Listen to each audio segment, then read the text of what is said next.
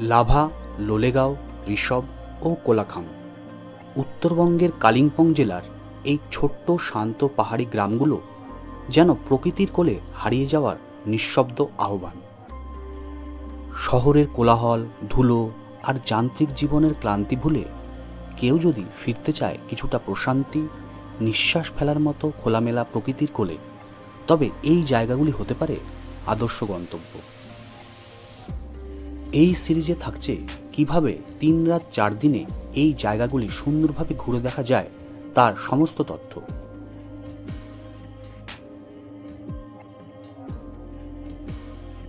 সবার প্রথমে যে প্রশ্নটি মাথায় আসে তা হলো কিভাবে যাব। আপনি যেখানেই থাকুন আপনাকে আসতে হবে এনজিপি অথবা শিলিগুড়ি জাংশন অথবা নিউমাল জাংশন স্টেশনে। আর আপনি প্লেনে আসতে চাইলে নামতে হবে বাগডোগরা এয়ারপোর্টে।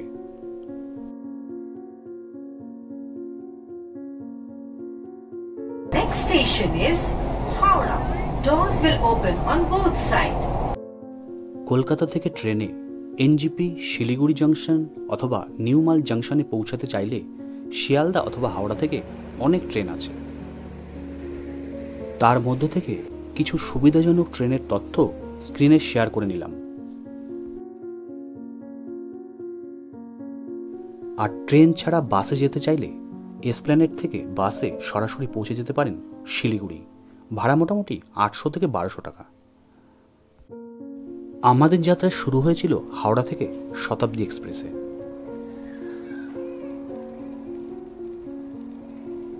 বৃষ্টি ভেজা এমন একটি দিনে ট্রেন থেকে দেখা প্রকৃতির অপরূপ রূপ মন ছুঁয়ে যায়।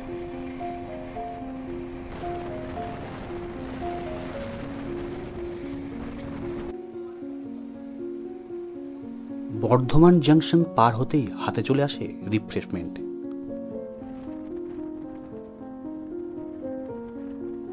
মাঝে মাঝে নদী বয়ে চলেছে আপন তালে।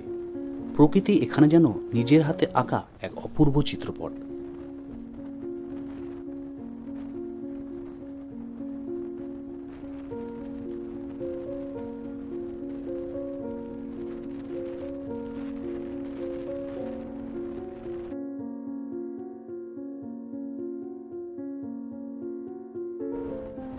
কখনো সবুজের সমারোহ, আবার কখনো বা কাশফুলের সাদা ঢেউ মনকে করে তোলে উত্তাল।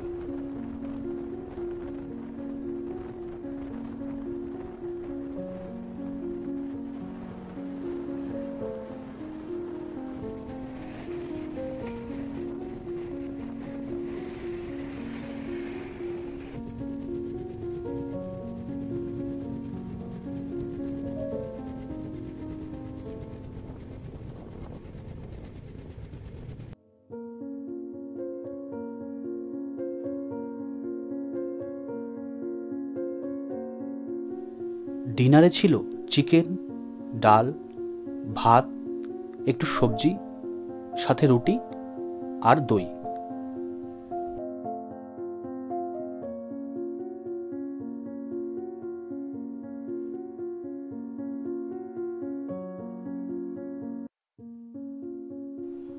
এনজিপি জংশন স্টেশনে নেমে চাইলে এখানেও ব্রেকফাস্ট সেরে নিতে পারেন অথবা পথেও কোথাও করতে পারেন। এনজিপি অথবা শিলিগুড়ি জাংশন অথবা নিউমাল জাংশন স্টেশনে নেমে সেখান থেকে রিজার্ভ গাড়ি অথবা শেয়ার গাড়িতে পাড়ি দিন লাভার উদ্দেশ্যে। এনজিপি থেকে রিজার্ভ গাড়িতে ভাড়া পড়বে 3,500 থেকে 4,000 টাকা, আর শেয়ার গাড়িতে ভাড়া পড়বে 350 থেকে 400 টাকা। সময় লাগবে মোটামুটি 4 ঘন্টা। তবে নিউমাল জাংশন থেকে রিজার্ভ গাড়িতে যেতে গেলে ভাড়া লাগবে 2000 টাকা, আর শেয়ার গাড়িতে ভাড়া লাগবে 200 টাকা। এখানে কিছু ড্রাইভারের নাম্বার শেয়ার করে দিলাম।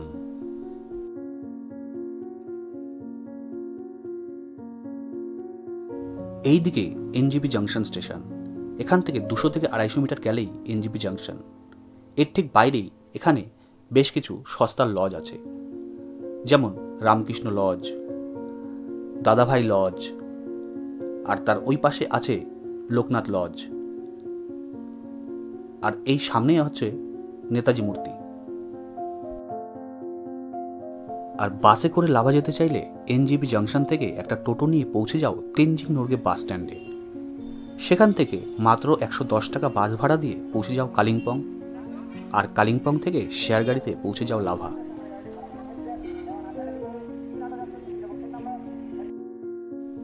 লাভা যাওয়ার দুটি রুট আছে, আমি নিয়েছিলাম গুরুবাথানের রুটটি। সেবক কালী মন্দির ও সেবক ব্রিজ পার করেই এনার সাথে দেখা, তার সাথে এই ছোট্ট ঝর্ণাটি।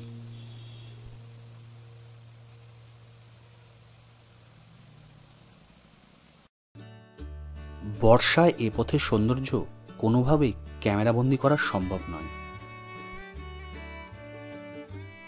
যাওয়ার পথে পড়ল ঢিস ব্রিজের উপর থেকে এইরকমই একটি নয়নাভিরাম দৃশ্য।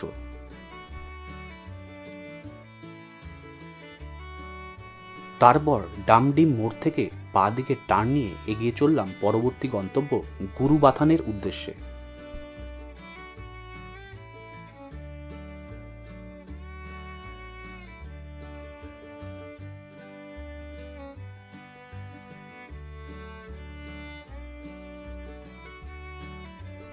গুরুবাথান ভিউ পয়েন্টে গিয়ে যা দেখলাম তা ভাষায় প্রকাশ করা সত্যিই কঠিন। স্রোতহীনা নদী, কাশফুল, সাথে সবুজের সমারোহ, সব মিলিয়ে এক অপার্থিব দৃশ্য। আর দূরে ওই মাথা তুলে দাঁড়িয়ে আছে পাহাড়গুলি।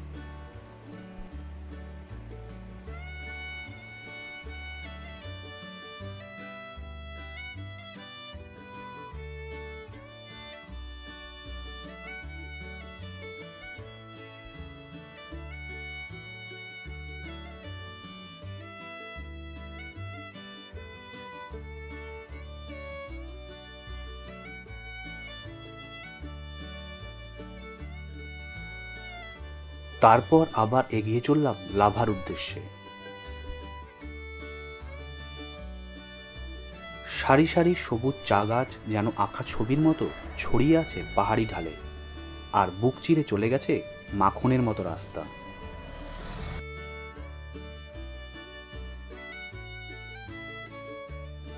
পথে পড়ল ছবির মতো মনোমুগ্ধকর অ্যাম্বিয়ক টি গার্ডেন।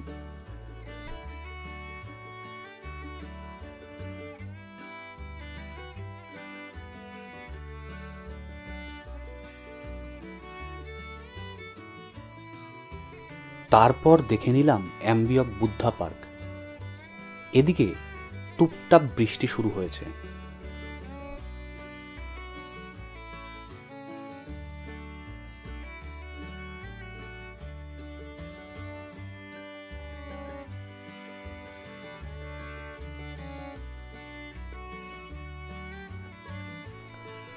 এরপর এসে পৌঁছালাম অ্যাম্বিয়ক ভিউ পয়েন্টে। নিচ দিয়ে বয়ে চলেছে ছোট্ট পাহাড়ি নদী। আর আছে আই লাভ অ্যাম্বিয়কের সাইনেজ, যার সাথে স্মৃতি রাখতেই হয়।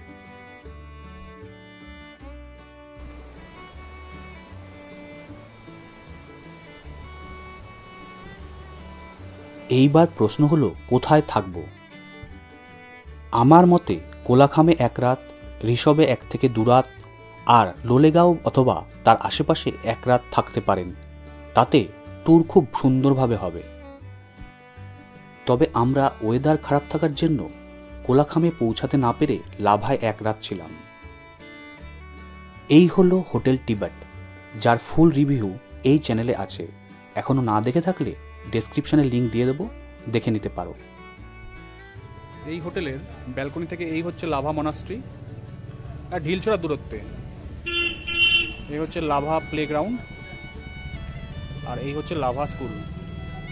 আমি দাঁড়িয়ে আছি এখন ব্যালকনিতে।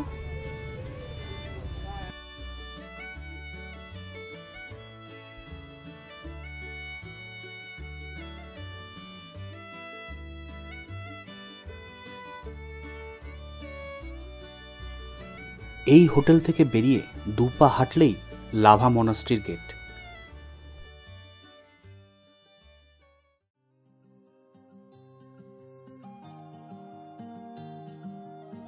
লাভার সবচেয়ে সুপরিচিত নিদর্শনগুলির মধ্যে অন্যতম এই মনাস্ট্রি। মেঘেদের আলো আঁধারির খেলায় কোনো হরর মুভির লোকেশন মনে হচ্ছে।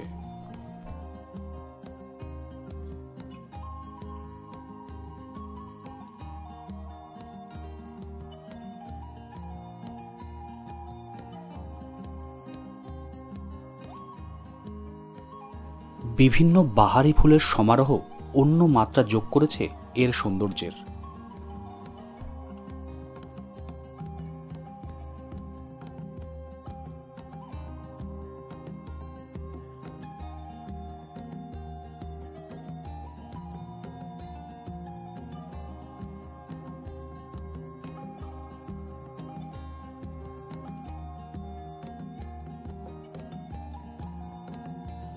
এখানে যে দৃশ্যের সাক্ষী ছিলাম তা স্বর্গদর্শনের সমান।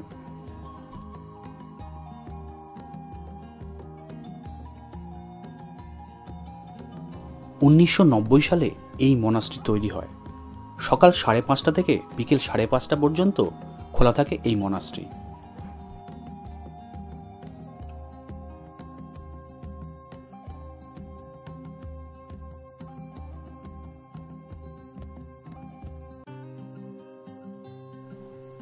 এই হলো মূল প্রার্থনা কক্ষ।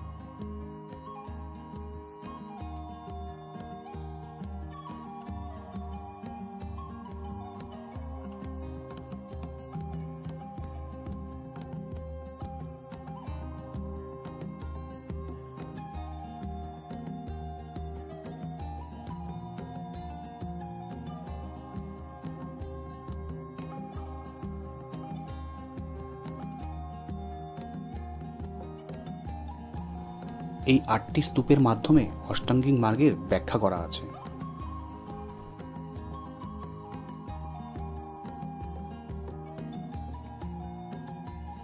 এখানে বিভিন্ন তিব্বতীয় জিনিসের আউটলেটও চোখে পড়ল। এবার এগিয়ে চললাম পরবর্তী গন্তব্যের দিকে। পথে সারি সারি পাইন বনের অপরূপ দৃশ্য।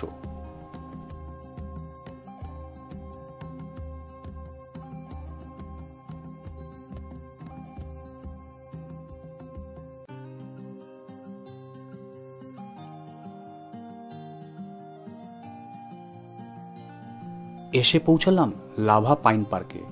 20 টাকা এন্ট্রি ফি দিয়ে ঢুকে পড়লাম।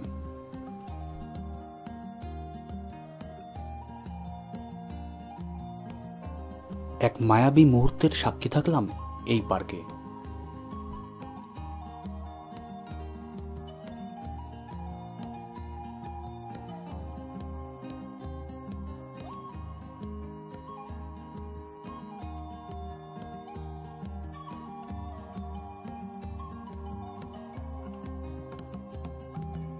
এই পার্কের ঠিক নিচেই আছে আই লাভ লাভার সাইনেজ, যেখানে ফটো সেশন করা থেকে নিজেকে আটকানো খুবই কঠিন।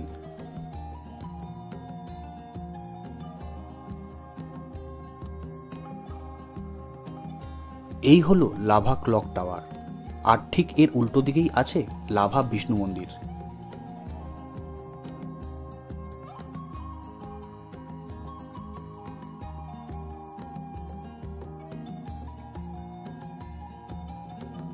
বিষ্ণুর চরণে মাথা ঠেকে হোটেল থেকে চেক আউট করে এগিয়ে চললাম কোলাখামের দিকে। নেওড়া ভ্যালি ন্যাশনাল পার্কের চেকপোস্টে 200 টাকা এন্ট্রি ফি দিয়ে এগিয়ে চললাম। পথে পড়ল নেওড়া ভ্যালি নেচার ক্যাম্পের এন্ট্রান্স।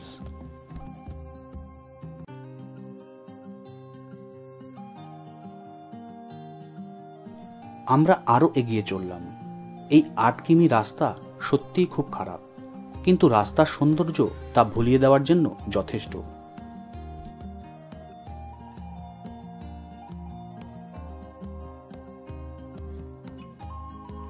বর্ষার সময় অথবা বর্ষার শেষে পাহাড়ে গেলে এমন অনেক অদৃশ্য জলধারার আবির্ভাবের সাক্ষী থাকা যায়।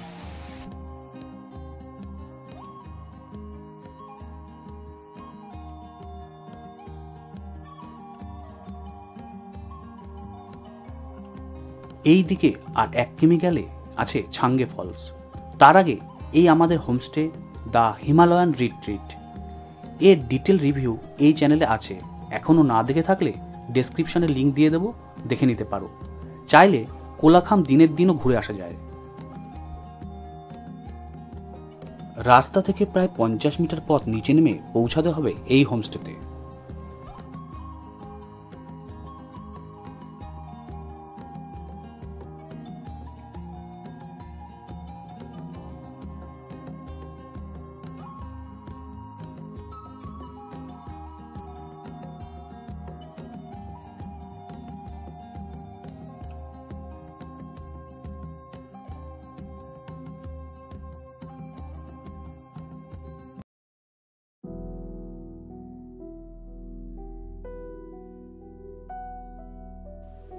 এই ছিল আমার রুম।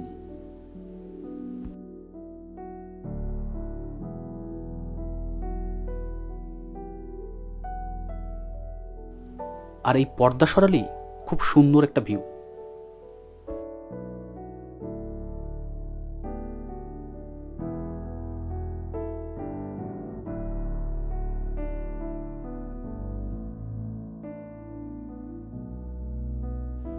এখানে এক একটি রুমের এক এক রকম নাম।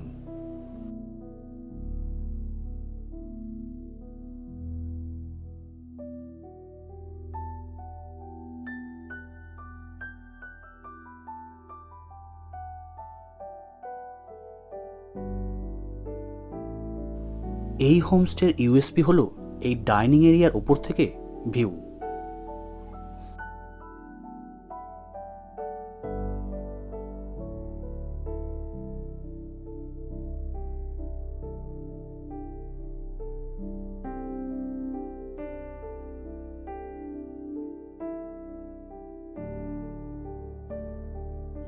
ঠিক ততটাই সুন্দর এর ডাইনিং এরিয়া।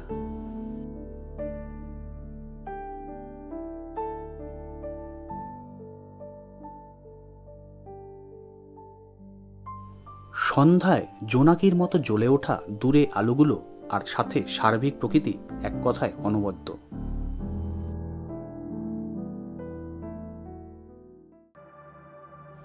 তবে সকালে উঠে যা দেখলাম তা সারা জীবনের পাথেয়।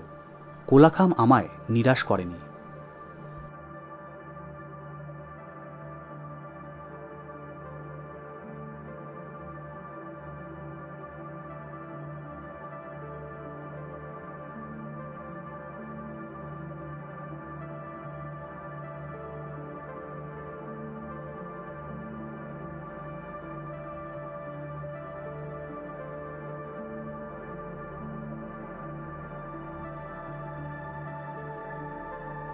সকাল সকাল হাইকিংয়ে বেরিয়ে পড়লাম ছাঙ্গে ফলসের উদ্দেশ্যে।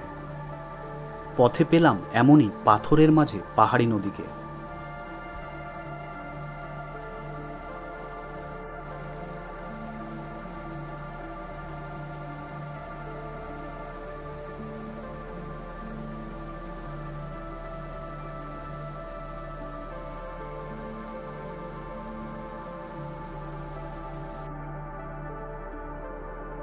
ছোট্ট বাচ্চাদের স্কুলের পথে দেখা পাওয়া আর তার সাথে দুর্দান্ত একটা ওয়েদার, একটা দারুণ ব্যাপার।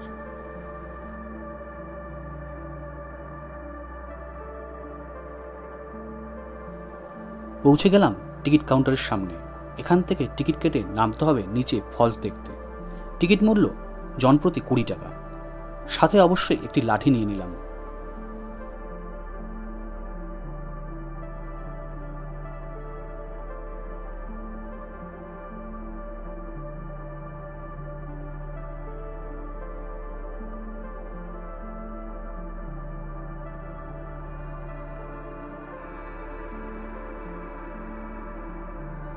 প্রায় 800 থেকে 900 মিটার পথ নিচে নামতে হবে।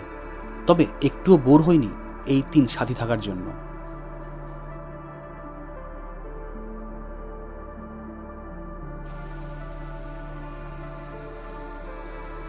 অবশেষে পৌঁছে গেলাম ছাঙ্গে ফলসে। এক কথায় অনবদ্য।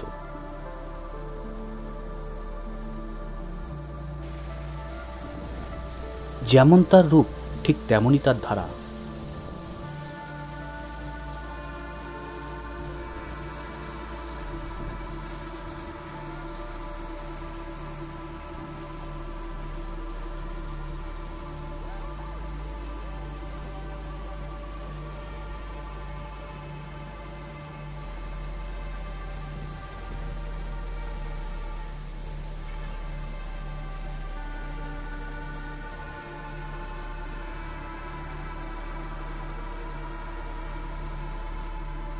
এই ফলসের জল এমনই এক গহ্বরের মধ্যে ঢুকে যাচ্ছে, যা দেখে সত্যি মুগ্ধ হলাম।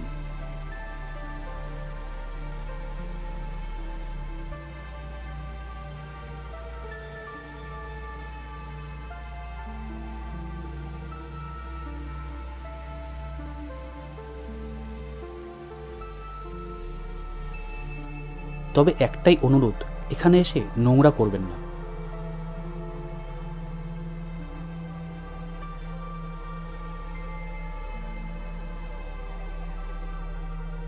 এইবার হোমস্টের দিকে ফেরবার পালা।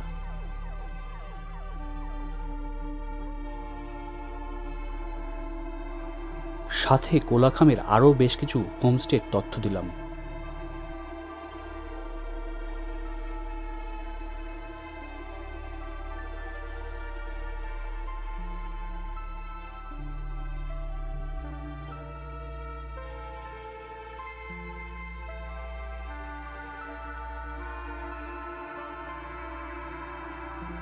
এর পরের পার্টে থাকবে পরের দুদিন ঋষভ ও লোলেগাঁওয়ে ভ্রমণের সমস্ত তথ্য, তাই সঙ্গে থাকুন। আর ভিডিওটি ভালো লাগলে একটি লাইক করে দেবেন।